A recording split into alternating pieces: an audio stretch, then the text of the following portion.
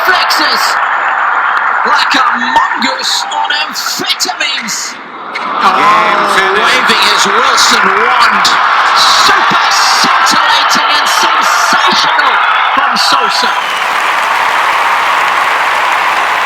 It's tennis near the gods.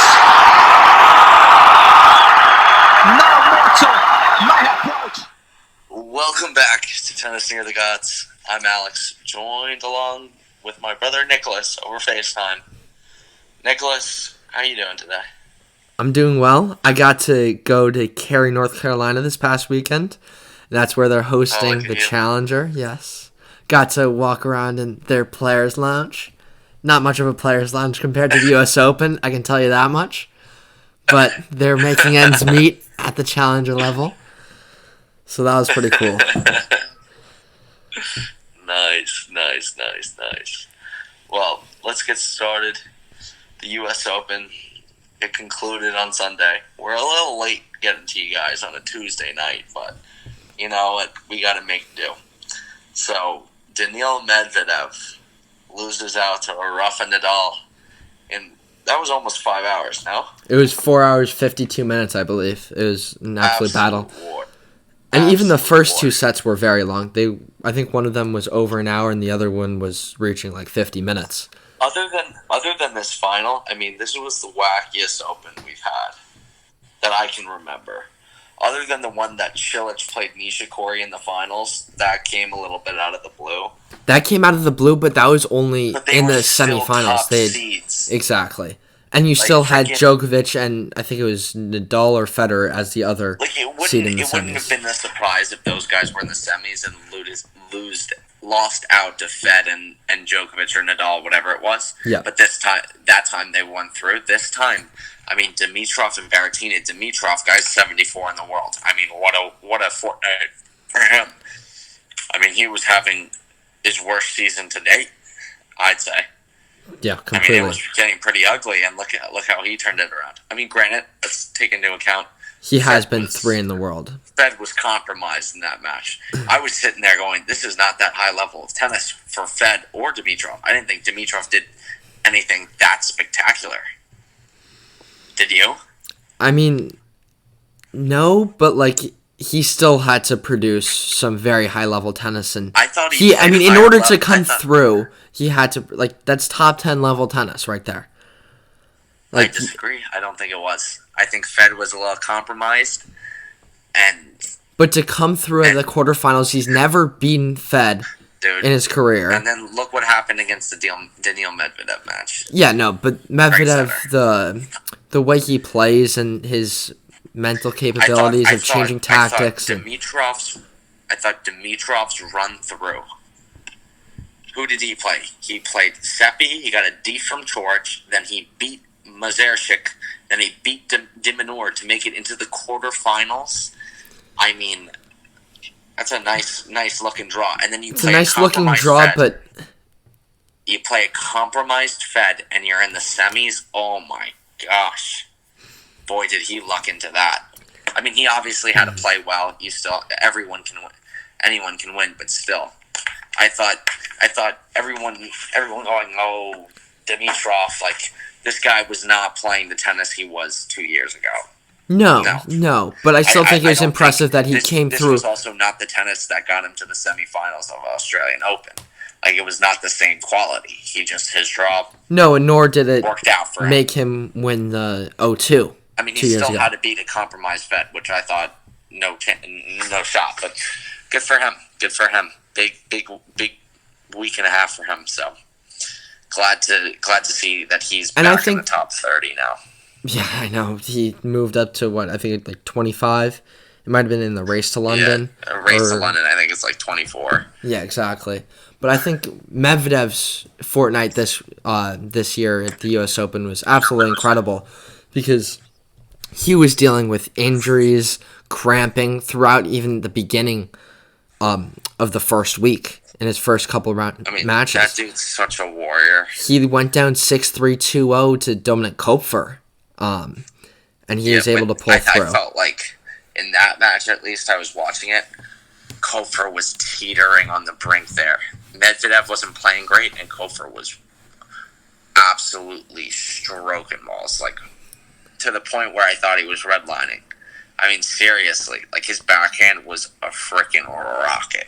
I was like, there's no way he keeps this up, especially with Daniil just sliding those balls and being all tricky and sly. Like, no way.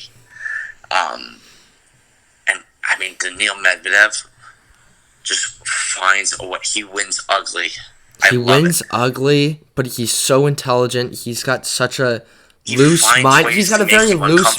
He finds ways to make people uncomfortable, but he's also got such a loose mind that he can forget about a lot of things and just be like in the zone and just in the moment and playing his tennis and not worrying about the other things like the crowd. The crowd was against him. No, everyone's a little nuts. Like I think he has a little trigger there too. I mean, definitely bananas at points in matches. But he's worked on it. He's worked on it so much in the past year or 2 years. The thumbs up to his box when he's like missing like easy balls. It's kind of funny where he's like wishes he could break a racket. But then you go to, I mean, Daniil Medvedev. We'll get into that Nadal match. I thought just to fight back was awesome to see. And I thought it was a matter of time before Nadal just turned the screw loose. I mean, come on, it's the fourth hour going on, about to be 5. Like that forehand's gotta wear you down. Like having to dig those backhands outside of the double alleys, like. But I think it was so cool that Medvedev made Nadal feel like he was just not going to miss, and that was the pressure that he put on Nadal. But I felt like it was the story of the tournament, though, for Nadal. I didn't think he played that well, either. No, I don't think so. I agree. Look at the Diego Schwartzman match. I mean, he would start off each set pummeling the dude. And then he would go AWOL. I mean, Schwartzman stepped up his level. But he wasn't, like... I don't know, the consistency, the shot making in terms of, like... Dude, the guy doesn't miss, like, forehand approaches. Like, that's his thing. Like, he just pounds the ball and puts it down your throat if you leave anything short. He was spraying forehands, missing some balls where you're like, damn, what up with this guy? Like, it's not the usual Rafa Nadal that we're used to. Yeah. And I thought the story of the tournament for him, too, even in the Medvedev match, winning ugly. He didn't look great, but he was good enough where he had that level where he's like, you know what, I just find a way. When in Rafa Nadal, I hit the forehand, I hit the backhand, I hit the serve, and I find a way, you know? All right. But I think the key for Medvedev in that Nadal match, because just a couple weeks ago you saw Nadal absolutely tune Medvedev in the finals of Cincinnati, Montreal. I feel like that match is on Nadal's racket, though. I disagree with you. No, but I'm saying that Medvedev, I think what he did incredibly well is that instead of taking first ball forehands, he was taking first ball backhands in the middle of the court. He wasn't letting Nadal pull him outside. He wasn't letting Nadal pull him outside of the court and move him over.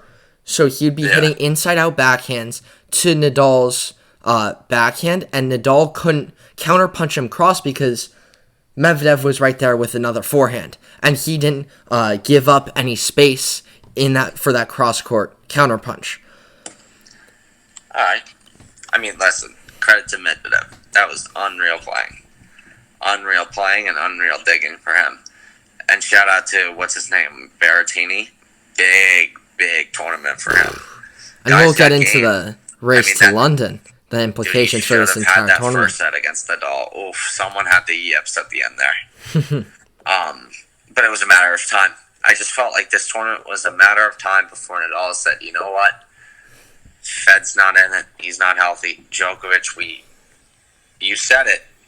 You told me after his first match, he's not 100%. He's going to end up pulling out before the tournament because you had the inside information. I had the inside information from Charlie Brown. Dude, if you had bet, you would have made a lot of money. I'm pretty sure that would be illegal, though, but like probably, still. But especially where I got it from, but.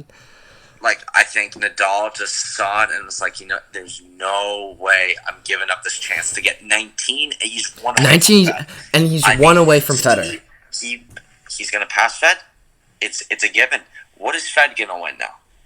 Fed's not winning. He's not winning Australian Open, no. Fed's not winning Australian if Djokovic is healthy. And I don't think even if Nadal has to be unhealthy. Nadal's got one more French in him at least. And I think if Djokovic isn't healthy, I would give Nadal the edge over Federer.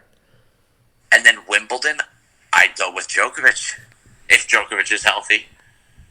Yeah. But, I mean, listen, Fed's got to be careful. The back, who knows?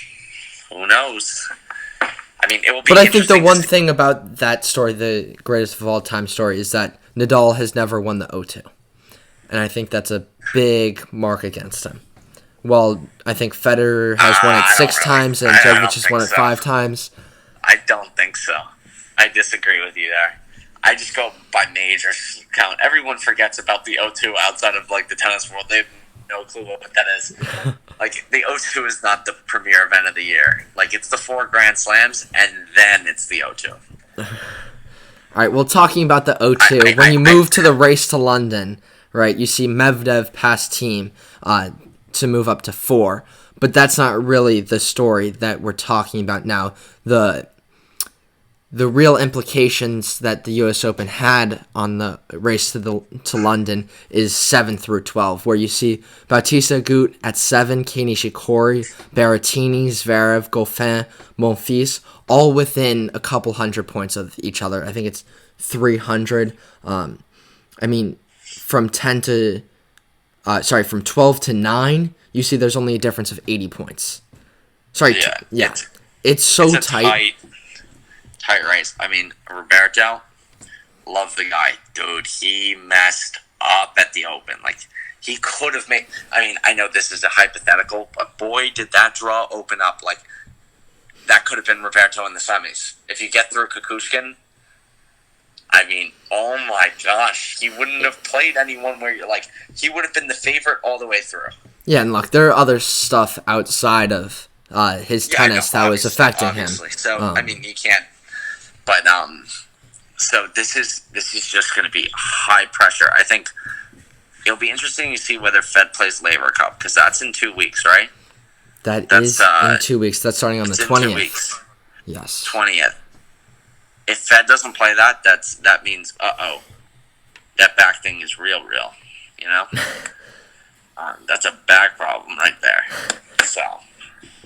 And I think looking at these guys' schedules from 7 through 12, reaching a semifinal or a semifinal of a 1,000 or a final of a 500 would do wonders for their chances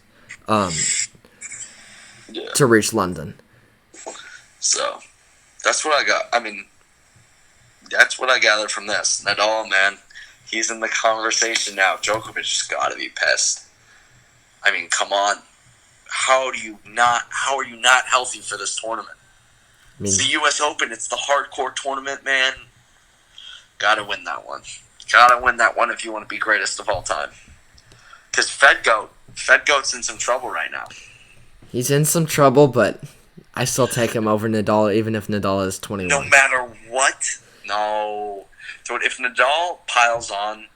I mean, I don't know. I don't think there necessarily has to be a greatest of all time. I know that's kind of... I completely... I know, there's but... There's gotta be an alpha. I know. I agree.